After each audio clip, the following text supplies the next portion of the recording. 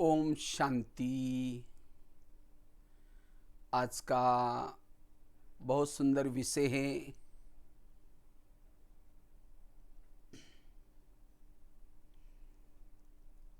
योग की सहज विधि, योग का महत्व और योग के लिए धारणाएं। और आज उत्तर प्रदेश फतेहपुर के भाई बहन सामने हैं। नीरू बहन जी ने काफ़ी समय से बुलाया था, एक बार भी चक्कर भी लगाया, सभी तरफ से वहाँ भट्टी भी किया था, स्कूल में सेवा किया था, साथ में जेल में भी सेवा किया था, कुछ पुलिस वाला मिलिट्री वाले बहुत सारे प्रोग्राम बनाए थे। फिर कहा कि दोबारा एक बार भाई साहब चक्कर लगाना, तो हमने कहा ठीक है, लेकिन आप तो आजकल तो लॉकडाउन चल रहे हैं, इसीलिए हमने कहा साइंस के साधन के द्वारा पहुँचेंगे। और नीरू बहन जी कह रहे थे कि बहुत याद कर रहे थे, तो इसीलिए ये साइंस के साधन के द्वारा आज फिर से अपनी स्थिति को शक्तिशाली बनाने के लिए, योग तपस्या करने के लिए किस तरह से हमें अटेंशन देना है, निरंतर योगी की स्थिति कैसी रहे, इसके ऊपर हम चर्चा करेंगे। तो वैसे तो पुरुषार्थ में योग का बहुत महत्व है।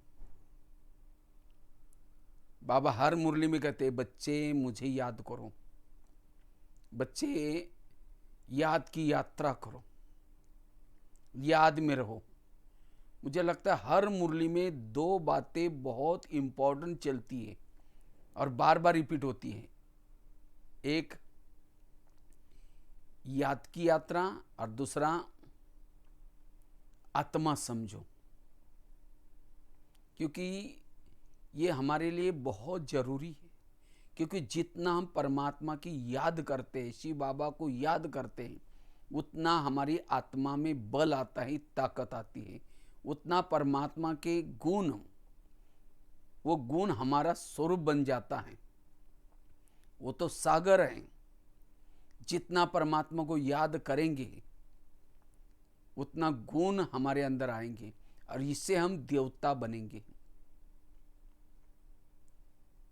जितना परमात्मा को याद करते, शिव बाबा को याद करते हैं, वायुमंडल अच्छा बनेगा। जितना हम याद की यात्रा करते हैं, इस संसार से बुद्धि हमारी हट जाएगी, हम विकर्म पाप कर्मों से बच जाएंगे। इतना ही नहीं, जो हमने द्वापर से लेकर के जाने अनजाने जो विकर्म किए हैं, वो भी दग्ध हो जाते हैं परमात्मा की याद से। जितना हम परमात्मा को, शिव बाबा को याद करते हैं,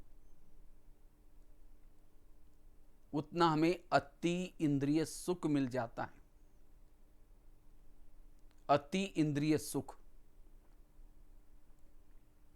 जो सुख संसार को देखने से, कुछ खाने से, प्राप्त करने से नहीं मिलेगा, उससे भी अति इंद्रिय सुख मिलता है। और जिन्होंने इस परमात्मा के मिलन का सुख प्राप्त किया, उसको संसार का सुख, संसार की चीजें सब फीकी लगती है। उसका अंदर आत्मा गाती है, पाना था सो पा लिया, मुझे कुछ नहीं चाहिए। ऐसी आत्मा ही भरपूर बन जाती है, संपन्न और संपूर्ण बन जाती है। परमात्मा के याद में रहने से हमारे अंदर काम, क्रोध, लोभ, मोह, अहंकार, ईर्ष्या, इन विकारों पर जीत प्राप्त करने की शक्ति आती है। परमात्मा की शक्ति के बिना हम इन विकारों पर जीत प्राप्त नहीं कर सकते। जैसे हॉस्पिटल में प्रथम उपचार करते, कुछ एक्सीडेंट कुछ होता है तो प्रथम उपचार करते हैं, लेकिन ज़्यादा अगर स्थिति गंभीर है, बड़े सर्जन के पास जाना पड़ता है। इसी तरह हमने क्या किया, जब कोई विकारों के वश हो गए, संस्कार के वश हो गए, तो छोटे छोटे गुरु या कोई ना कोई संत इनके पास गए, प्राथमिक उपचार किया, लेकिन जो जो हम जन्म लेते गए और ही बीमारियां बढ़ती गई। इसीलिए अब परमात्मा खुद आया है, हमें योग सिखा रहे हैं, ज्ञान सिखा रहे हैं, और उस ज्ञान और योग के द्वारा ही हम इन बीमारियों को मिटा सकते हैं। संसार में सभी लोग इन विकारों के ग्रसित हैं, कोई भी छूटा हुआ नहीं है। इसीलिए इन विकारों से बचना है, संस्कारों को परिवर्तन करना है, सच्चा सुख प्राप्त करना है, याद की यात्रा जरूरी है। हमारी जन्म जन्मांतर की बैटरी, जन्म लेते लेते लेते बैटरी डिस्चार्ज हो गई आत्मा की, और इस बैटरी को फिर से दोबारा चार्ज करना है। योग तपस्या करनी जरूरी है। जितना योग करेंगे हमारी आत्मा की बैटरी चार्ज हो जाएगी। और सतयुग में जब तक बैटरी चार्ज नहीं है, सतयुग में कोई भी जा नहीं सकता। सतयुग में फुल चार्ज वाली बैटरी चाहिए, उससे ऊंच पद मिलेगा। परमात्मा की याद करने से ऊंच पद मिलेगा। इतना ही नहीं, वर्तमान समय हर एक को तनाव है, टेंशन है, सहन शक्ति नहीं है। जितना हम परमात्मा को याद करते हैं, हमारे अंदर सहन शक्ति आती है, शांति आती है, एकाग्रता आती है, आत्म जागृति होती है। अच्छा क्या है, बुरा क्या है, क्या करना चाहिए, क्या नहीं करना चाहिए, सारा ज्ञान प्राप्त होता है। इसीलिए वर्तमान की परिस्थितियों में ये योग, राजयोग बहुत जरूरी है। योग दो प्रकार का है। एक होता है फिजिकली योगा, जो हमने पिछले संडे में किया था 21 जून को। फिजिकली योगा जिसे हमारी हेल्थ, शरीर फिट रहता है, व्यायाम, एक्सरसाइज। लेकिन केवल वही योगा से नहीं चलेगा, इसके साथ मन को बढ़ाने के लिए, मनोबल बढ़ाने के लिए, आत्मबल बढ़ाने के लिए, इन विकार पर जीत प्राप्त करने के लिए मेडिटेशन, मेंटली मेडिटेशन भी जरूरी है। जितना ये योग करेंगे उतना हमारा मनोबल बढ़ेगा, आत्मबल बढ़ेगा। नहीं तो आजकल कई शरीर से तो तंदुरुस्त है, लेकिन तो भी सुसाइड कर रहे, किसी का मर्डर कर रहे, तनाव, टेंशन में आ रहे। क्यों? क्योंकि मन कमजोर है। तो मन को सशक्त बनाने के लिए, मन की शांति के लिए ये परमात्मा को याद करना जरूरी है। दोनों भी जरूरी है। इसीलिए कहते हैं ना, जिसका पाँव गरम, पेट नरम, दिमाग ठंडा, वहाँ कोई डॉक्टरानी की कोई जरूरत नहीं। पाँव आपके गरम चाहिए, पेट नरम चाहिए और दिमाग ठंडा चाहिए। लेकिन आजकल उल्टा होता है, पाँव रहते ठंडे और दिमाग रहता है गरम। पाँव गरम कब होंगे? वॉकिंग करेंगे, एक्सरसाइज करेंगे, पाँव गरम रहेंगे। और पेट नरम, संतुलित भोजन। और दिमाग ठंडा, जितना हमारे अंदर पॉजिटिव विचार आएंगे, सकारात्मक विचार आएंगे, दिमाग ठंडा रहेगा। ये तीनों भी चीजें जरूरी है, तब हम हेल्दी, वेल्दी और हैप्पी बन सकते हैं।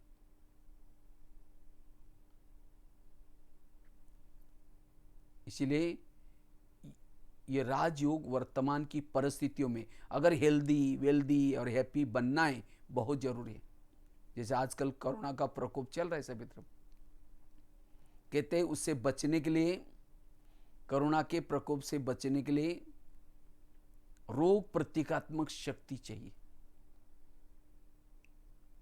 जितना हमारे अंदर रोग प्रतिकात्मक शक्ति होती है, उतना इन बीमारियों से हम बच सकते हैं। लेकिन रोग प्रतिकात्मक शक्ति बढ़ाने के लिए सकारात्मक विचार, तनाव से मुक्त, एकाग्रता, साइलेंस की शक्ति चाहिए। जितना व्यक्ति तनाव में रहता है, टेंशन में रहता है, उतना उसकी रोग प्रतिकात्मक शक्ति कम हो जाते हैं। शुद्ध भोजन से और सकारात्मक विचारों से, साइलेंस की शक्ति से हम रोग प्रतिकात्मक शक्ति को बढ़ा सकते हैं। और मन को पॉजिटिव बनाने के लिए, एकाग्र करने के लिए परमात्मा की याद जरूरी है।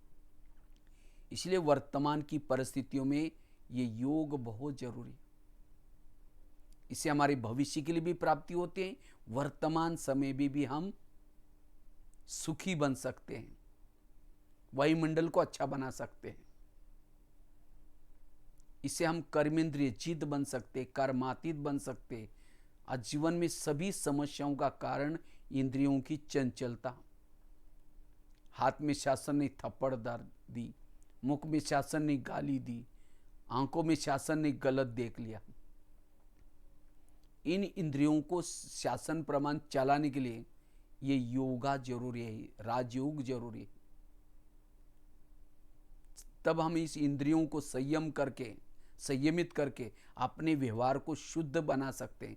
आजकल देख रहे हैं ना, कई मर्डर हो रहे, कई घटनाएं हो रहे, कारण इंद्रियों की चंचलता। फिर पश्चाताप करते हैं। इस योग से हम इंद्रियों पर कंट्रोल कर सकते हैं। ये वास्तव में वही भारत का प्राचीन राजयोग है जो गीता में वर्णन है, और परमात्मा यही योग अब सिखा रहे हैं। विश्व परिवर्तन हो रहे हैं, रिटर्न जर्नी है, सबको वापिस जाना है। लेकिन वापिस जाने से पूर्व अपनी आत्मा की ज्योति को जागृत करके जाना है, अच्छे संस्कार बना करके जाना है, क्योंकि आने वाला युग सतयुग है। सतयुग में जाने के लिए जितना हम अपना टाइम निकाल करके योग करेंगे, उतना हमारे भविष्य 21 जन्मों के लिए हमारे अच्छे संस्कार बनेंगे। इसीलिए कहते हैं ना, भगवान जब भाग्य बांट रहा था, सो रहे थे क्या? इसीलिए सोना नहीं है, अपना भाग्य बना दो। इस योग के लिए, राजयोग के लिए, सबसे पहले हमें बेसिक नॉलेज, वो तो आप सभी ने लिया है, 7 दिन का कोर्स किया है। आत्मा कहाँ है शरीर में, हम आत्मा है, परमात्मा कौन है, वर्तमान समय क्या चल रहा है, ये सब इसका नॉलेज भी जरूर है। लेकिन इस नॉलेज के साथ साथ कर्मों की घुई गति का ज्ञान, हर एक का अपना अपना पार्ट है, ये सब ज्ञान, संसार की हर घटना में कल्याण है, ये ज्ञान, अगर ये विस्तार से ज्ञान नहीं है तभी हम योग का अभ्यास नहीं कर सकेंगे। नहीं तो योग में बैठेंगे, शुरू तो करेंगे, मैं तो इसके रास्ते में गया नहीं, फिर इसने मेरे साथ ऐसा क्यों किया, 15 दिन पहले भी मेरे को बोला था। वो जो सारा दिन की किसी की निगेटिव बातें आपको याद आएगी, मन भटकेगा, बुद्धि भटकेगी। इसीलिए ये विस्तार से हमें ये ज्ञान जरूरी है। इसलिए हमें रोज इस योग का अभ्यास करना है। इसीलिए ज्ञान जरूरी है। ज्ञान से योग लगता है। कहते हैं भक्ति का फल है ज्ञान। हम जो 63 जन्म में भक्ति की थी, उसका फल ज्ञान। कौन सा ज्ञान? ये 7 दिन का कोर्स का ज्ञान। कौन सा ज्ञान? ये रोज ईश्वरीय महावाक्यों का ज्ञान। और जब ये ज्ञान होगा तो ज्ञान से फिर योग लगेगा, और योग से फिर हमारी गति और सद्गति होगी, मुक्ति और जीवन मुक्ति मिलेगी। इसीलिए योग जरूरी है। इसलिए योग से पूर्व हमें ज्ञान भी सुनना है। कई सोचते हैं ज्ञान क्या जरूरत है, हमें ध्यान लगाना है, तो ध्यान नहीं लगा सकेंगे। उड़ने के लिए 2 पंख चाहिए, ज्ञान और योग का पंख। और इसमें से भी बुद्धि के बारे में समझना जरूरी है। इस योग को समझने के लिए बुद्धि को समझना है पहले। तो बुद्धि क्या है? बुद्धि है एक नेत्र। वो नेत्र देखता रहता है, और जिन चीजों को ये नेत्र देखता है, बुद्धि देखती है, वो मन में विचार चलते हैं, थॉट चलते हैं। तो बुद्धि को अच्छी तरह समझना है। हमारा योग बुद्धि का योग है। बुद्धि गाय है, मन उसका बछड़ा है। बुद्धि कैमरा है, मन टीवी है। और जितना बुद्धि को समझेंगे उतना फिर हमें ध्यान लगाने के लिए, योग लगाने के लिए इजी होगा। लेकिन इस बुद्धि को क्लीन करने के लिए, क्लियर रखने के लिए कुछ धारणा ही जरूरत है।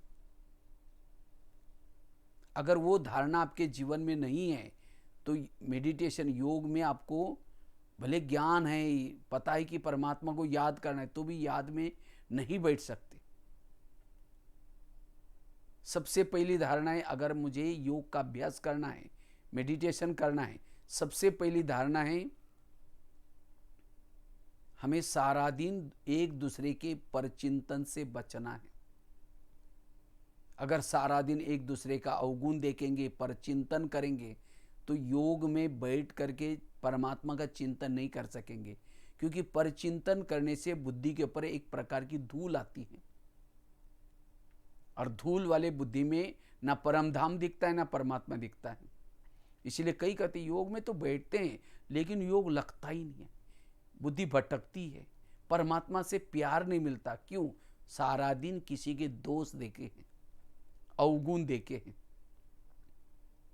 इसीलिए मुझे सारा दिन अपनी बुद्धि को स्वच्छ रखना है,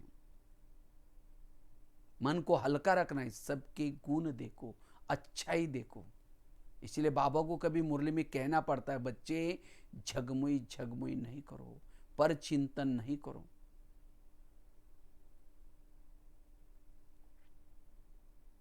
किसी के घर में जाओ, उनके बच्चे भी बैठा है, बाप भी बैठा है, बच्चों को कहेंगे बच्चा ठीक नहीं, नालायक है, ऐसा है वैसा है, और बाप को कहेंगे आप बहुत अच्छे, आप कितने अच्छे। बाप कहेगा तुम पहले यहाँ से भाग जाओ, तुमने मेरे बच्चों की गिलानी की, तुम मेरे को अच्छा बोलता है। इसी तरह सारा दिन कहेंगे बहन ऐसे, वो भाई है ऐसे है, वो ऐसा है। सारा दिन पर चिंतन करेंगे, फिर योग में बैठेंगे, कहेंगे मीठे बाबा, प्यारे बाबा, आप शांति के सागर, दया का सागर। बाबा कहेगा तुम पहले यहाँ से भाग जाओ, तुमने मेरे बच्चों की गिलानी की, तुम मेरे को अच्छा बोलते। इसी तरह सारा दिन अगर निगेटिव किसी की बातें देखेंगे, योग में सफलता नहीं मिलेगी। परमात्मा से प्यार करने से पूर्व परमात्मा ने रची हुई दुनिया का हर इंसान मुझे प्रिय चाहिए। कई कहते हम करते नहीं, कोई आकर सुनाता है तो क्या करें, क्यों सुनाता, हम कहते अच्छा और क्या हुआ, अच्छा और क्या हुआ। 84 जन्मों की सीढ़ी उतरने के लिए कितना साल लगे? 5000 साल। और चढ़ने के लिए कितना साल है? एक जन्म, वो भी सबको नहीं मिला है। किसी को 10 साल, 5 साल, 2 साल, किसी को 30 साल, 40 साल। थोड़ा योग किया, सीढ़ी ऊपर चढ़ गए, थोड़ा सेवा की, सीढ़ी ऊपर चढ़ गए, थोड़ा संयज्ञ में सहयोगी बने, सीढ़ी ऊपर चढ़ गए, थोड़ा परचिंतन किया, जितनी सीढ़ी चढ़ी उतना नीचे। यही करते रहेंगे, योग करेंगे, ज्ञान करेंगे, फिर परचिंतन करेंगे, कमाएंगे, फिर गंवाएंगे, यही करते रहेंगे, बीच में लटक जाएंगे। इसीलिए मुझे अब किसी का परचिंतन नहीं करना है, किसी के दोष को नहीं देखना है, परचिंतन से बचना। जितना परचिंतन से बचे रहेंगे उतना आपकी स्थिति योग युक्त रहेंगे, क्योंकि एक म्यान में 2 तलवार नहीं रह सकती। एक म्यान में एक ही तलवार रहेगी, या एक तो चलेगा सोचिंतन या एक तो चलेगा परचिंतन। परचिंतन करने वाला सोचिंतन नहीं कर सकता। इसीलिए धारणा करनी, अगर मुझे योगी बनना है, मुझे सारा दिन सबके गुण देखने, अच्छाई देखनी है। अगर कोई सुनाता है तो भी हमें सुनना नहीं है। अच्छा सुनाता है, क्यों सुनाता है? हम कहते हैं अच्छा और क्या हुआ। वो उठ के भी जा रहे, कहेंगे बैठो ना, चाय पानी पी के जाओ ना, बताओ ना और क्या हुआ। अगर ऐसी बातें सुनेंगे, जगमई जगमई करेंगे, हमारा अमूल्य समय वेस्ट जाएगा। फलाना ऐसा है, फलानी ऐसी है, उसके प्रति आपकी भावनाएं निगेटिव बन जाएगी। अगर किसी के प्रति भावनाएं निगेटिव बन जाएंगी, योग के लिए हमारी हर एक के प्रति भावनाएं ऊंची चाहिए। बाबा के प्रति भावना, सेंटर की बहनों के प्रति भावना, मधुवन के प्रति भावना, हर एक के प्रति जितनी भावनाएं ऊंची उतना योग ऊंचा। इसलिए इस बातों से बचना है, पर चिंतन से बचना है, तब जाकर के सुख और शांति की अनुभूति कर सकेंगे, योग लगा सकेंगे। इसलिए पर चिंतन से बचने की जरूरत है। दूसरी धारणा है, अगर मुझे योगी बनना है, योग की अनुभूति करनी है,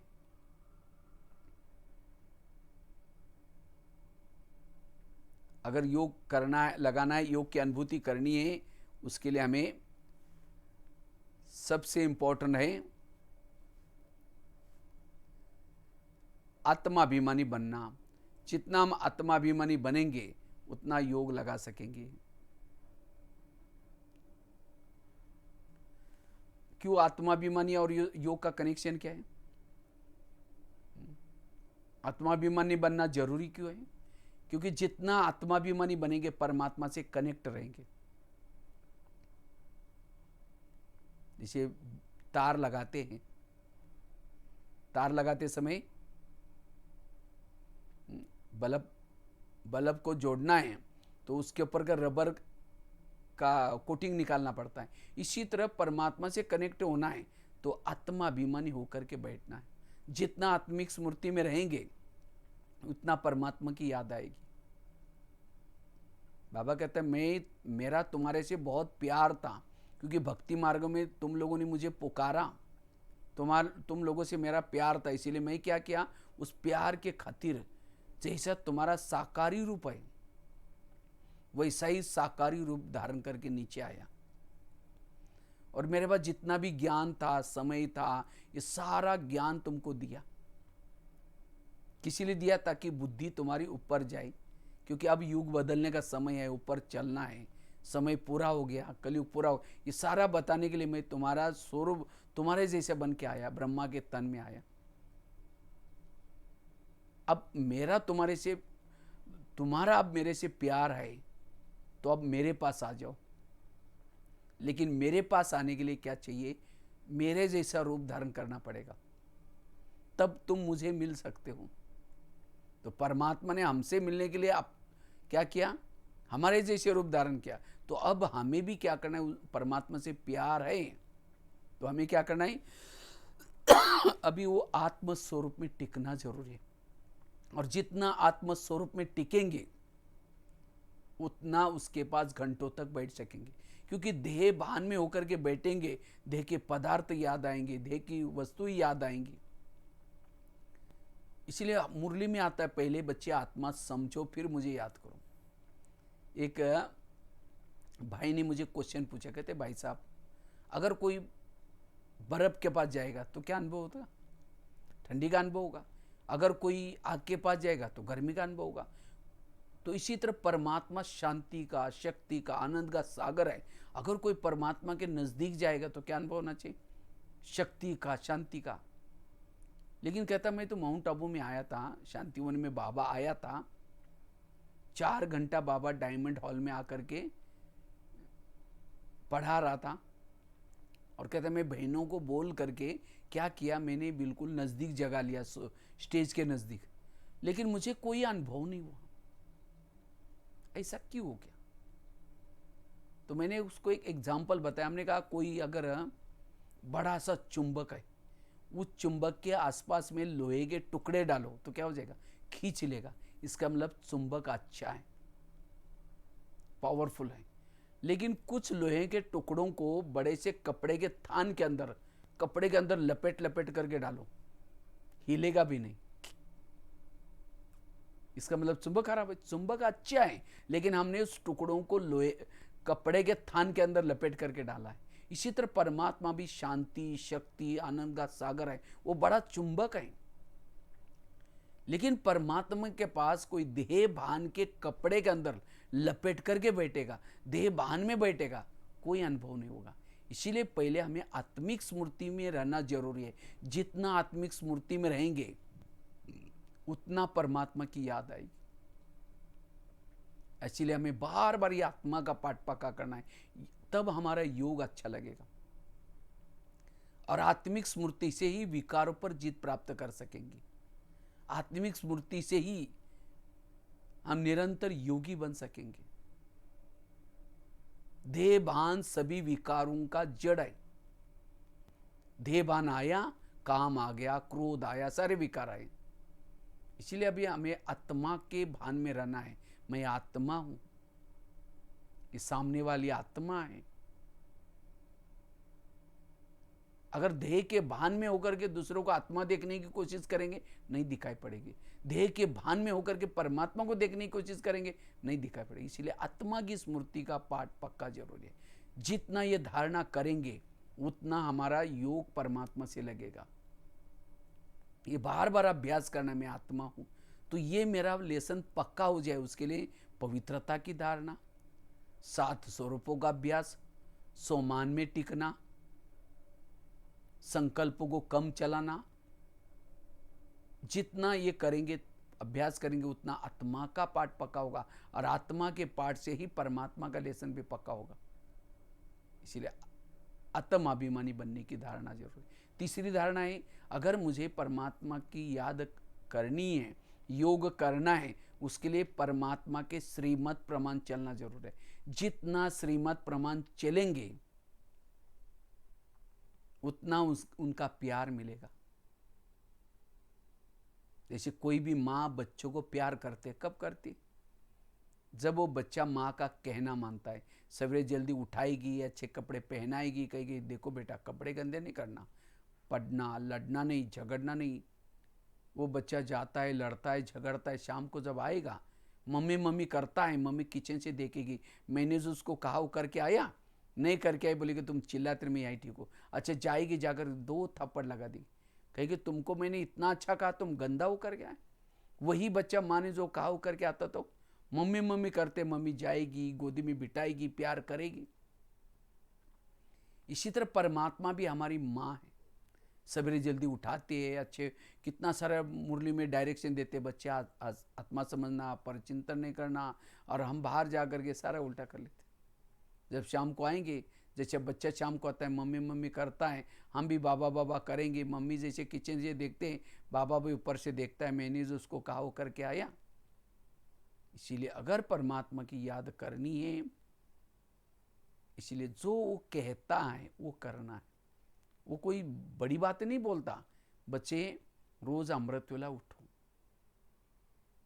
रोज ईश्वरीय महावाक्य सुनो, पवित्रता की धारणा करो, शुद्ध भोजन खाओ। इससे हमारी आत्म जागृति होती है। लेकिन हम लोक लाज में आते हैं, नहीं लोग क्या कहेंगे, लोग क्या बोलेंगे। लोग इस संसार में ऐसे हैं, घोड़े पर बैठने में नहीं देंगे, पैदल चलने में नहीं देंगे। इसीलिए कहते हैं ना, सुनो सबकी, करो मन की नहीं श्रीमत की। और जो श्रीमत प्रमाण चलता है वो सहज ही उस परमात्मा उसे प्यार करेगा, सहज ही योग लगेगा। परमात्मा के ऊपर निश्चय है, भगवान के ऊपर निश्चय है, उसकी निश्चय नहीं, उसका कहना मानेंगे। आज दुनिया में तो कहते हैं हम गीता को तो मानते हैं, गीता को तो मानते हैं, लेकिन गीता की मानते हैं। भगवान को तो मानते हैं, लेकिन भगवान की मानते हैं। इसलिए परमात्मा से मेरा प्यार है, उसका कहना मानना, श्रीमत प्रमाण चलना।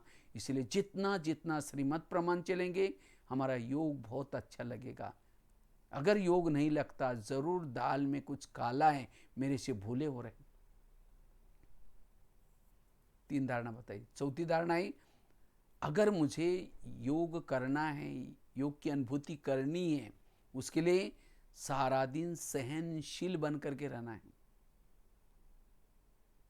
सहन शक्ति और योग, इसका बहुत गहरा कनेक्शन है। अगर आपके पास सहन शक्ति नहीं, छोटी छोटी बातें आएंगी, परिस्थिति आएगी, वो सहन शक्ति नहीं है, योग में बैठेंगे, लाल लाइट चल रहा है, गीत बज रहा है, शुरू करेंगे मैं आत्मा हूँ, शांत स्वरूप हूँ, फिर कहेंगे मेरे को उन्होंने क्यों बोला, फिर कहेंगे कोई बात नहीं मैं आत्मा हूँ, फिर कहेंगे 15 दिन पहले भी तो बोला था, फिर कहेंगे ठीक है मैं आत्मा, फिर कहेंगे सबके बीच में क्यों बोला। वो योग नहीं लगेगा। अगर योग की अनुभूति करनी है, मुझे सारा दिन सहनशील बन करके रहना है। क्योंकि सहन शक्ति नहीं है तो निगेटिव विचार चलेंगे। फला ने ऐसा क्यों बोला या ऐसा क्यों बोला, वो चिंतन चलेगा तो आत्मचिंतन परमात्मा का चिंतन नहीं चलेगा। हमारा मन एक है, एक म्यान में एक ही तलवार रख सकते हैं। इसलिए हमें सहनशील बनना है। निगेटिव विचार चलने से बुद्धि के ऊपर एक प्रकार की धूल आती है, और धूल वाले बुद्धि में ना परमधाम दिखता है ना परमात्मा दिखता है। इसलिए कोई कैमरा जो होता है, वीडियो लेना है या फोटो खींचना है, उसका लेंस बंद रहता है, जब खींचना है तो खुल जाता है फिर बंद हो जाता है। इसी तरह हमारी बुद्धि का हमें संभाल रखना है। सारा दिन बुद्धि को क्लीन और क्लियर रखो, मन को हल्का रखो, तब योग लगेगा। इसलिए मुझे सहनशील बनना है। तो सहन शक्ति को बढ़ाने के लिए निगेटिव को पॉजिटिव में चेंज करो। किसी ने गाली दी तो क्या समझो, गाली नहीं दी, मेरे पर गुलाब का फूल डाल दिया। कई कहते मुझे इसीलिए निगेटिव संकल्प चलते हैं, इसीलिए मुझे सहन नहीं होता, मैं इसके रास्ते में कभी जाता नहीं, मैंने इसका कुछ बिगाड़ा नहीं, फिर भी ये मेरे साथ ऐसा क्यों करता है। टाली कभी एक हाथ से नहीं बचती, टाली के लिए दो हाथ चाहिए। अगर कोई व्यक्ति मेरे साथ ऐसा वैसा करता है, इसका मतलब मैंने भी कभी किया था। इस कर्मों की गुही गति का ज्ञान। मेरे आसपास के जो भी लोग हैं, कोई मुझे देने के लिए है, कोई मेरे से लेने के लिए, और जिन्होंने इस लेने देने को समझ लिया, उसका मन चुप रहेगा।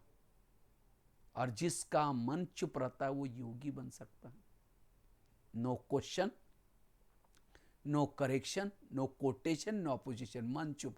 और जिसका मन चुप है वही हल्का है। हल्की चीज ऊपर जाती है। एक लोहे का मन लेकर के ऊपर पे जाएगा क्या? नहीं जाएगा। इसलिए बाबा ने ये जो ज्ञान का विस्तार क्यों किया है, ताकि बच्चों के अंदर सहन शक्ति आए। किसी ने उसको तंग किया, परेशान किया, उसके विचार उस समय योग में ना आए। इसलिए हमें क्या करना है, सहनशील बनना है। कुछ भी होता है पॉजिटिव रहो, सकारात्मक रहो, ये धारणा पक्की करनी। पहली धारणा बताई, अगर योगी बनना है परचिंतन से बचना है। दूसरी बात बताई, अगर योगी बनना है आत्माभिमानी बनना है। तीसरी धारणा बताए, अगर योगी बनना है मुझे श्रीमत प्रमाण चलना है। चौथी धारणा बताई, सहनशील बनना है। पांचवी धारणा है, अगर मुझे योगी बनना है सारा दिन मुझे सबसे दुआएं लेनी है। दुआएं परमधाम जाने का विमान है। ये जो हमें सेवा करना है औरों की, ये सेवा वगैरह, इस सेवाओं से हमें दुआएं मिलती है। और जिसके पास दुआएं है, कहते हैं दुआएं मुसीबतों में काम आती है। दुआएं हमें परमधाम में परमात्मा तक पहुंचाती है, एक विमान का काम करते हैं। अगर मैंने सारा दिन किसी की दुआई ली नहीं तो योग में बैठेंगे, योग कैसा लगेगा। मुझे मनसा सेवा करना है, वाचा सेवा करते भी किसी को सुख देना है, कर्मणा से भी सुख देना है।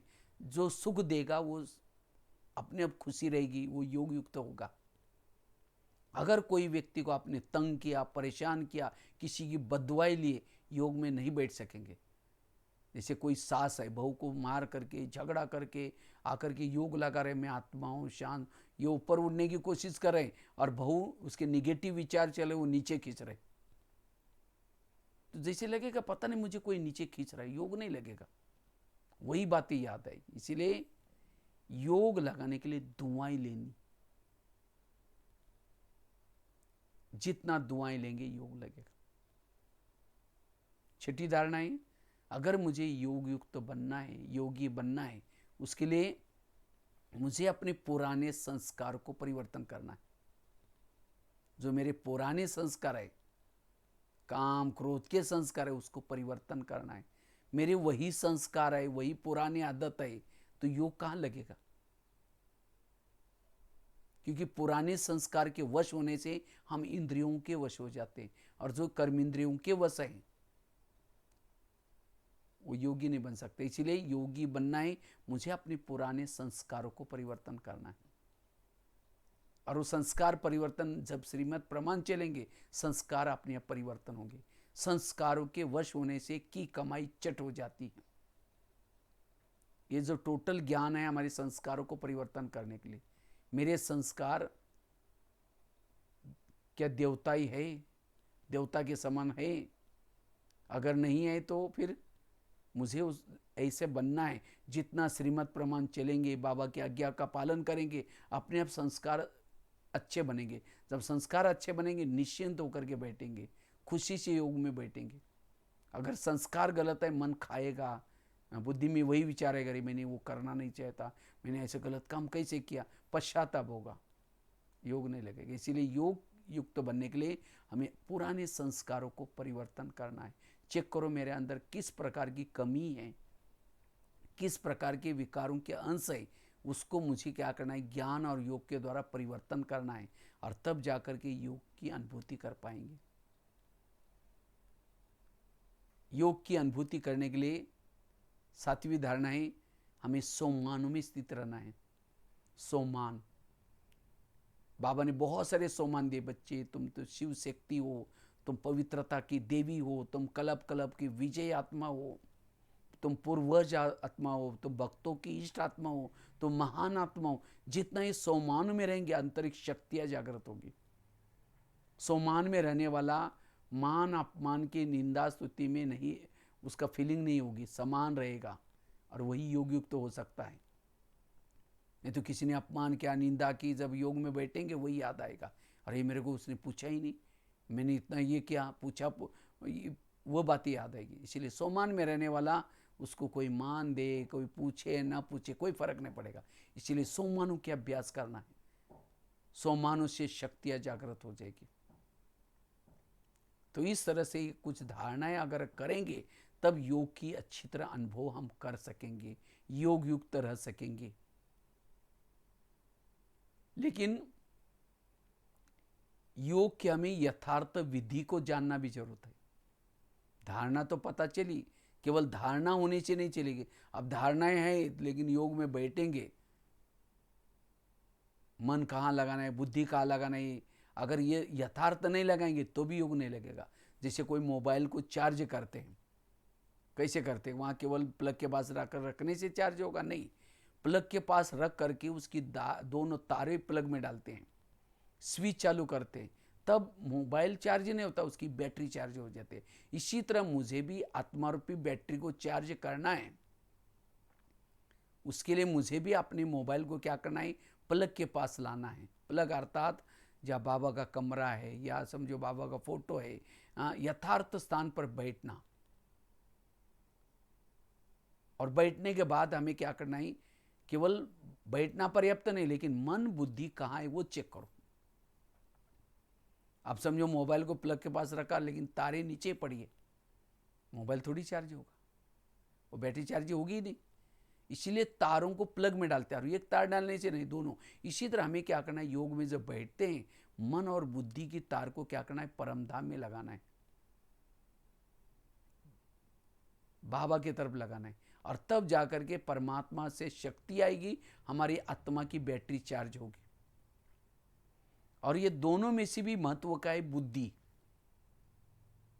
बुद्धि बहुत महत्व की है, बुद्धि को समझना जरूर है। अगर योग करना है, बुद्धि को समझना जरूरी है। जैसे कहा, बुद्धि एक नेत्र है, वो देखता रहता है, और जो बुद्धि देखते वो मन में विचार चलते हैं। बुद्धि क्या चीज है, मैं एक सुंदर एक घटना सुना करके आपको बताता हूं। समझो आपको मैंने इसी समय कहा, आप ओम शांति भवन के सामने खड़े हैं, ओम शांति भवन माउंट आबू का सफेद कलर किया हुआ है ओम शांति भवन को, बैकग्राउंड में पहाड़ी है, दो साइड पर दो योगी हैं,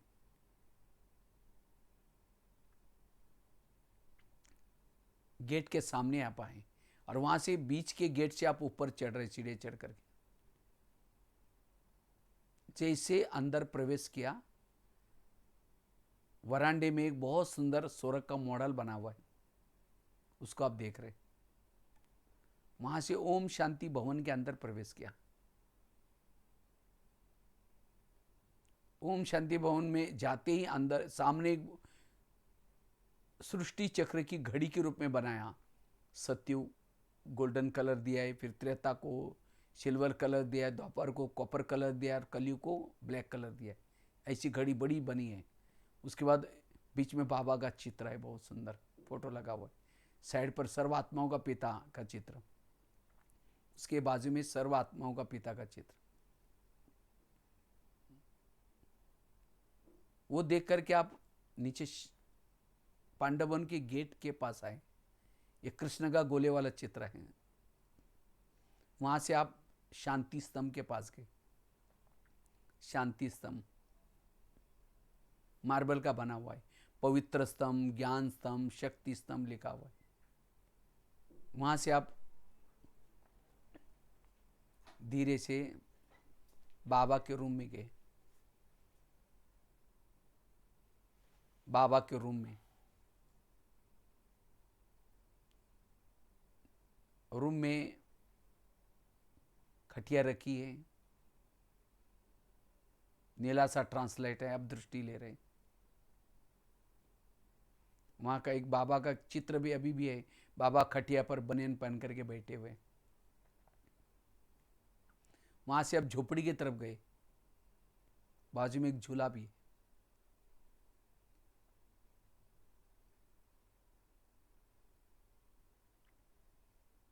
उसके बाद आप पीस पार्क में गए। पीस पार्क,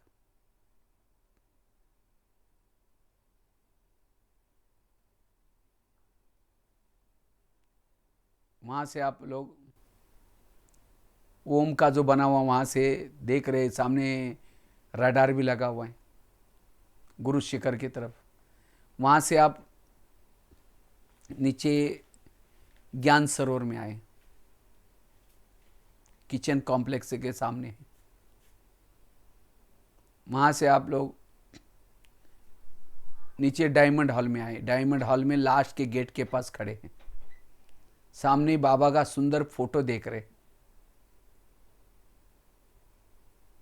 वहां से तपस्या धाम गार्डन में गए। वहां से पीछे मुड़कर देखा, एक पहाड़ी पर ओम शांति लिखा हुआ,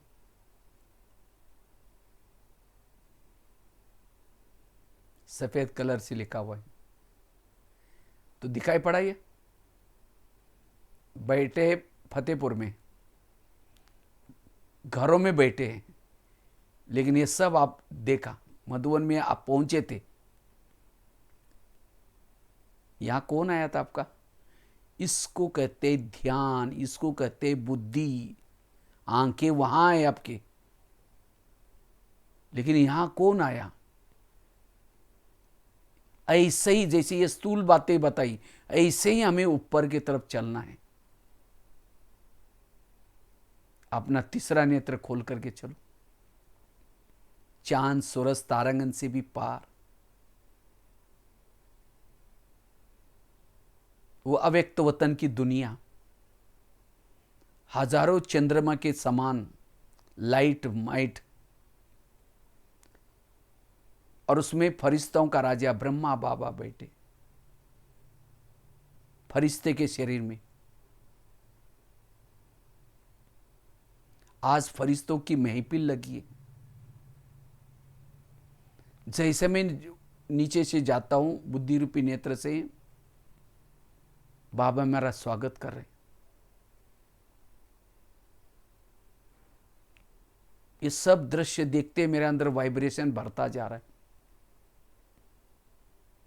मैं लाइट माइट की अनुभूति करता जा रहा हूं। चारों ओर फरिश्ते फरिश्ते नजर आ रहे हैं। बाबा की दृष्टि ले रही हूं।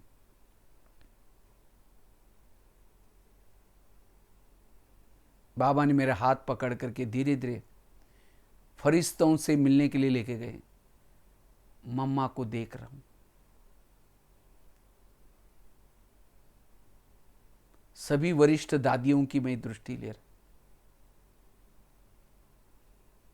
मैं धन्य अनुभव कर रही हूं।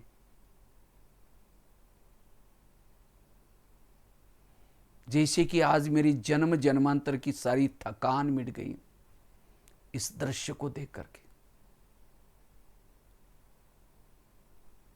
अब मैं ऊपर की तरफ जा रही हूं, अपने मूल वतन में। परम धाम में। जैसे मैंने लाल प्रकाश में परम धाम में प्रवेश किया, वैसे मैं चार्ज होना शुरू हो गई। बिल्कुल सर्वशक्तिवान के पास हूं।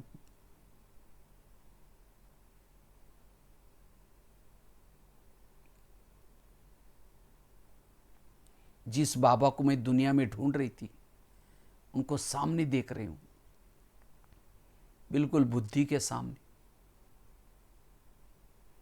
बाबा की सर्व शक्तियों की किरणों से मेरी बुद्धि बिल्कुल क्लीन बनती जा रही। मैं समर्थ बनता जा रहा हूं, लाइट माइट बनता जा रहा हूं। जिस बाबा को देखने के लिए मेरे युगों से आंखें तरस रही थी,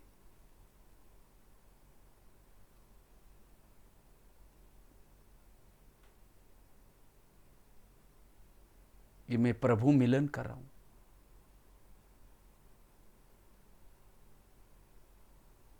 अब ये प्रभु मिलन करके मैं बुद्धि के द्वारा वापिस फिर अपने इस भौतिक जगत के शरीर में आता हूं। आज मेरी आत्मा की बैटरी चार्ज हो गई।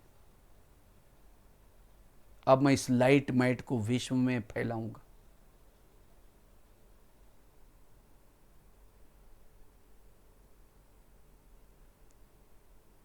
यह है बुद्धि। तो सब गए होंगे ऊपर।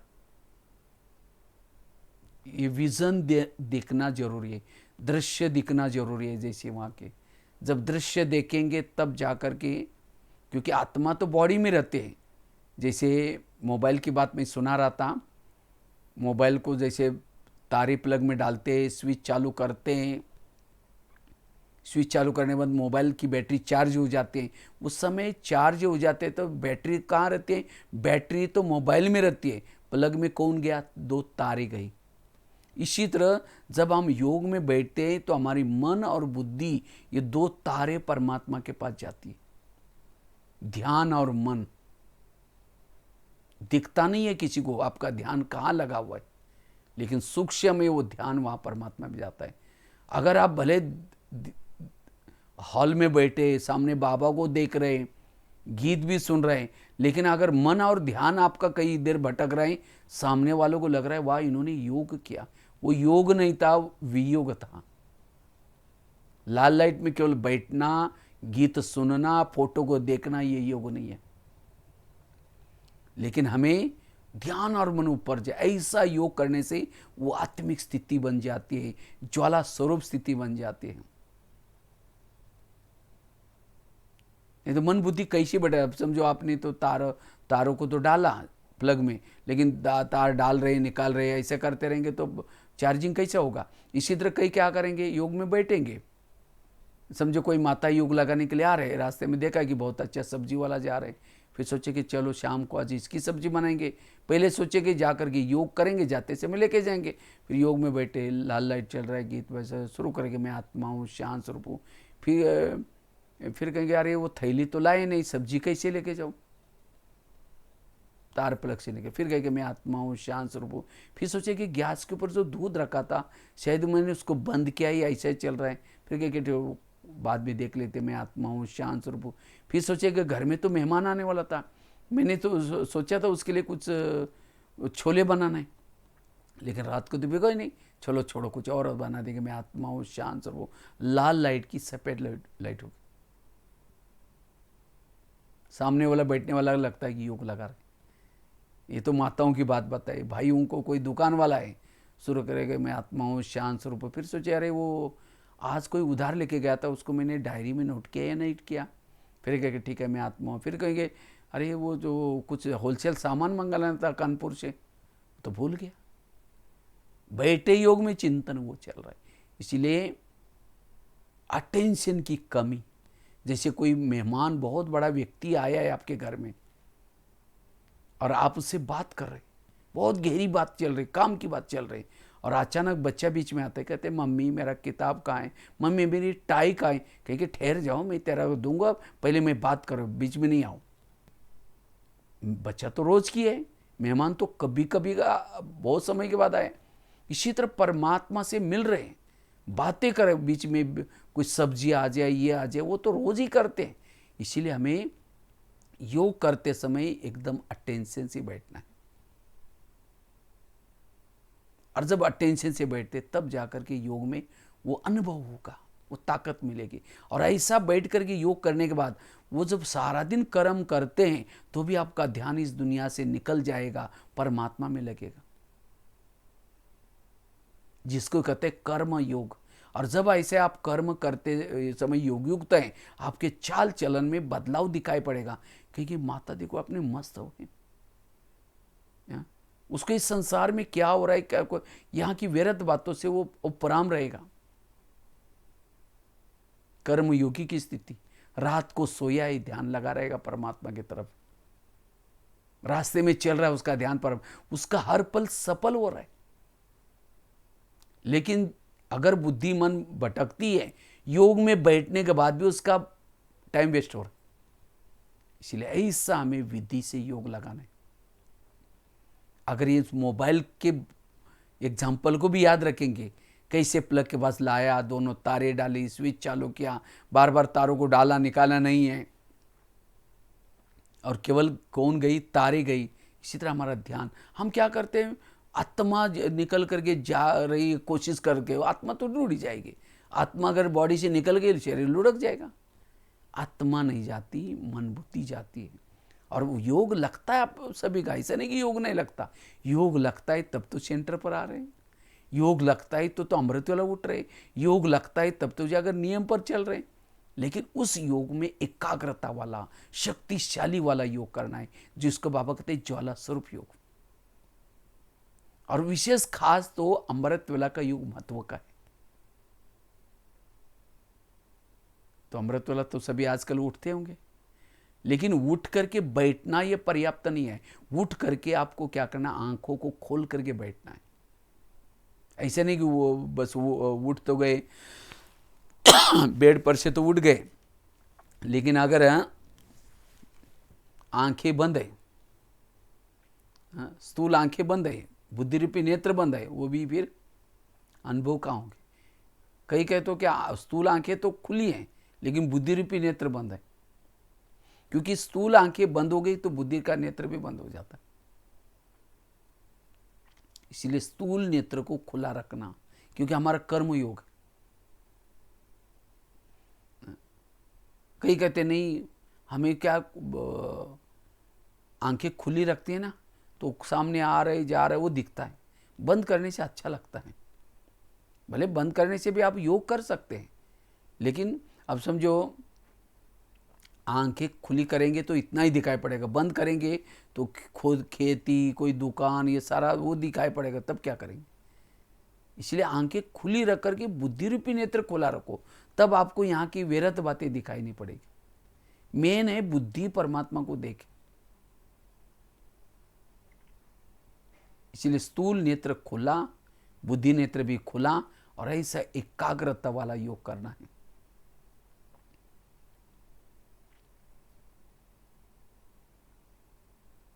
नहीं तो कई क्या करेंगे, मैं आत्मा, फिर एक झुटका लगा दे, फिर देखे और 5 मिनट बाकी है, फिर एक झुटका लगा दे, फिर 5 मिनट बाकी है।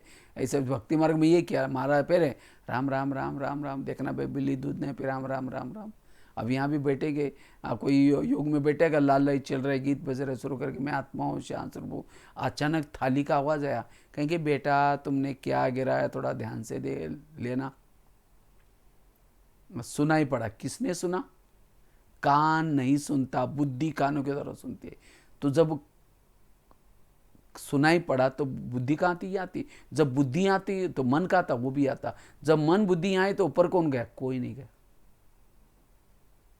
इसलिए अटेंशन से बैठना, बुद्धि मेरी परमात्मा में जाए, ध्यान मेरा परमात्मा में जाए। इसलिए आंखें खोलकर, नींद आती क्यों है, कारण है। कभी शरीर की थकावट भी हो सकती है। थकावट की शरीर की क्यों होती है, जब ज़्यादा निगेटिव सोचते हैं तो शरीर थक जाता है, जब शरीर थक जाता है तो बैठ सोते ही नींद आएगी। इसलिए बाबा कहते बच्चे इन कर्मेंद्रियों को भी समझाओ ज्ञान। बाबा कहते चैरिटी बिगेन्स एट होम, अपने घर को सुधारो। हर इंद्रियों को लगना चाहिए मुझे बाबा को याद करना है, आंखों को लगना चाहिए नहीं मुझे बिल्कुल याद करना है, और तब जाकर योग लगेगा। ठीक है। ओम शांति, ओम शांति।